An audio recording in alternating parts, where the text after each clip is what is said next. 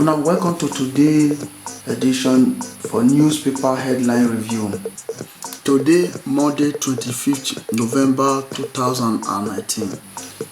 Now the paper when he make the headline today, now be this one. Buhari have disobeyed court 40 times. I lawyer. A legal advisor to Amnesty International, Dr. Kolawole Oladiyan, he talk and say since Buhari take over government 2015, say they don't disobey court order more than 40 times. He talk and say Buhari government only obey court when the thing favor them, when they like wetin the court talk. If wetin the court talk not be wetin dem like, they no dey obey am. He say dem go dey find excuse when dem go take disobey the court. Talk and say even at Buhari Attorney General Abubakar Malami son talk and say na when the government like wetin the court talk na be rule of law. Say anything when government no like e no be rule of law, so dem dey disobey court anytime when dem like. Say this one e no good. Grandmother poison 2 days old baby to stop daughter marriage. 42 years old woman Temitope Akinola don poison 2 days old baby because say make the daughter no marry the man when he love.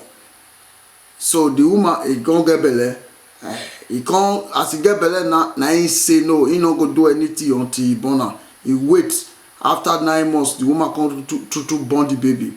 As he born the baby now 2 days later, na the woman enter bedroom say make him bath. As the woman enter bedroom the bath now, na the grandmother bring the woman bring out otapia, right poison. Na he put am for inside food, give the 2 days baby, make e suck am. Na the baby suck am, na he suffer rest. So as the woman come back for bedroom now, when go bath, na she say the baby life no dey again. Baby life e don disappear. Na so they take call police. Na police come, e carry them. So you trust Nigeria police as they ask some question, do some kind this thing. Na the woman confess say true na he poison the baby. Say he no want make his daughter marry the man when he born for. Na he make her poison the baby. Woman kills son to punish husband in Osogbo. Another yawa don happen as this woman kill old baby. This young woman about 30 years old don kill son. Mrs. Rukaya Adoramon don kill old 3 years baby for Osogbo, Osun State. The woman talk and say he kill the baby to punish his own husband because the husband, Mr. Ganuyi, don file divorce paper for am for court. Say he no need the woman again. Say the woman character e no good. Well, come gather say this woman he don first marry 3 other people. Na so in life be, if he marry, the marriage no dey last. This marriage man na come say he no dey marry again. Say the woman e no get character. Now they take go court, Sharia court. So court come give them 3 months, make them take go house, go settle themselves, come back. So we come discover say now fuse day to the 90 days when court give them. Now the woman carry the pikin go where, go chop am for inside well.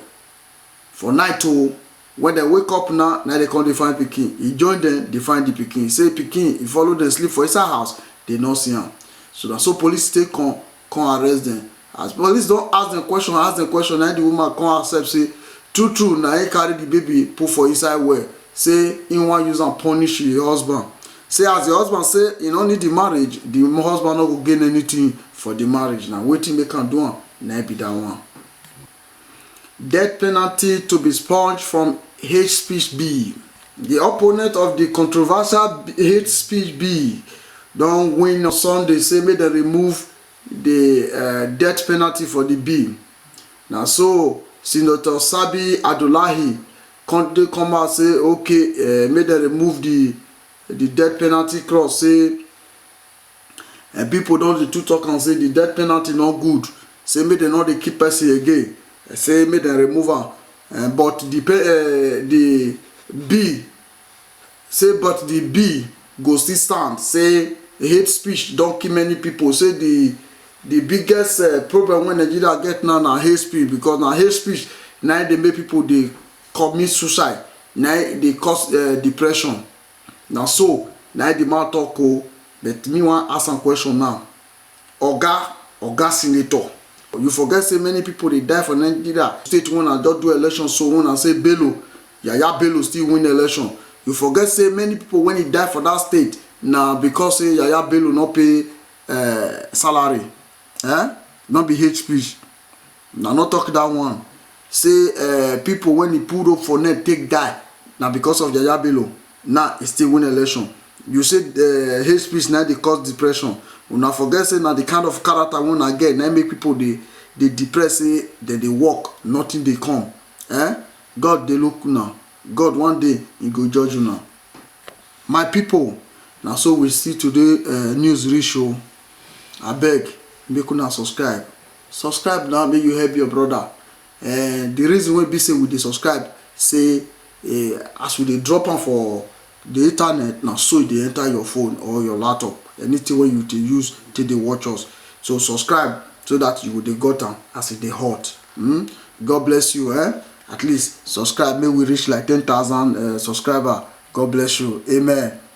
Somebody say amen.